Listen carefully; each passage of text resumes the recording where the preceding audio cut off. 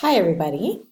This week we'll transition to the other side of the Marxian coin from what we'd studied about the Frankfurt School and the brief overview of cultural studies. Certainly different from media effects, but we're going to get into political economy of communication.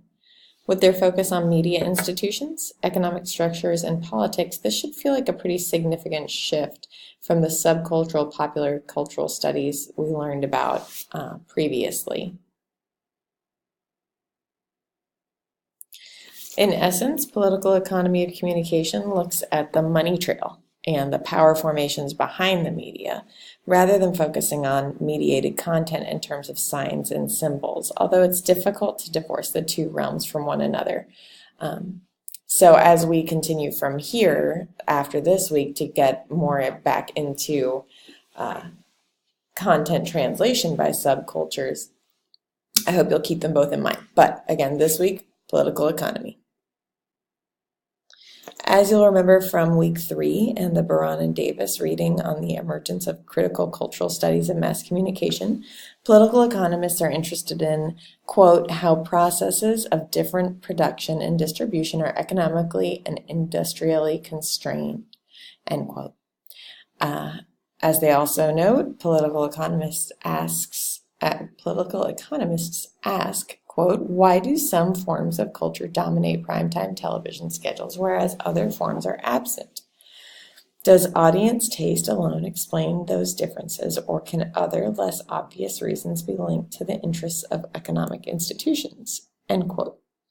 For a refresher on the basics of political economy, refer to Brown and Davis, pages 145 to 147. And also, I hope this calls up to you some of the notes made in Christopher Bell's video we watched last week.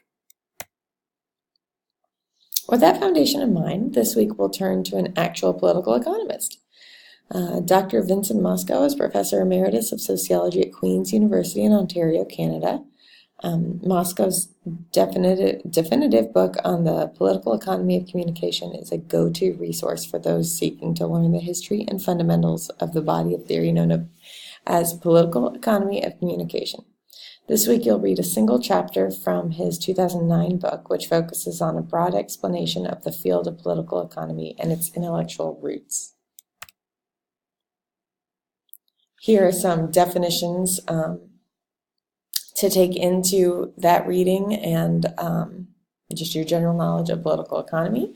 We've covered them a little bit already in this slideshow, but it's that idea of the political economy as the study of social relations, particularly the power relations that mutually constitute the production, distribution, and consumption of resources, including communication resources.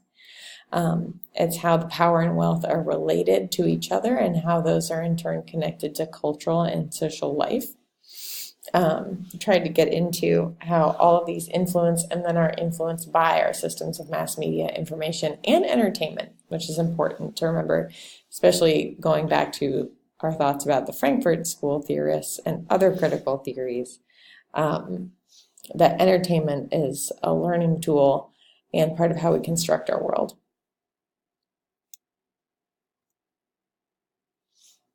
And so political economy scholars are concerned with who owns the media because they believe media ownership influences what it is that's available for us to consume.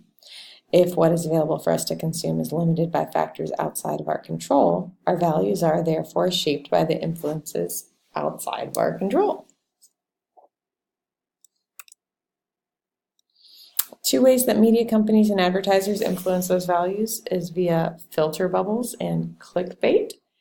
I encourage you to watch these 2 short TED Talks to learn more about how the content you see is shaped. I provided the links to these 2 talks in the mini lecture content page. In addition to the Moscow reading this week, I've asked you to watch the PBS News magazine program Frontlines episode Generation Like. The episode aired 3 years ago, or 4 years ago now, perhaps, but it remains quite relevant.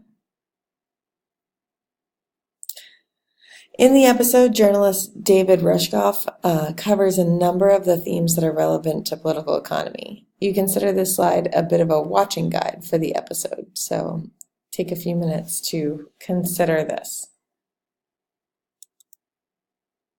Finally, as you read and watch the material this week, consider the following questions.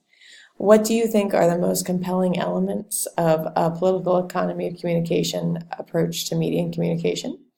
What connections can you make between cultural studies and political economies projects? How are they similar, if they're similar, and what are some key differences?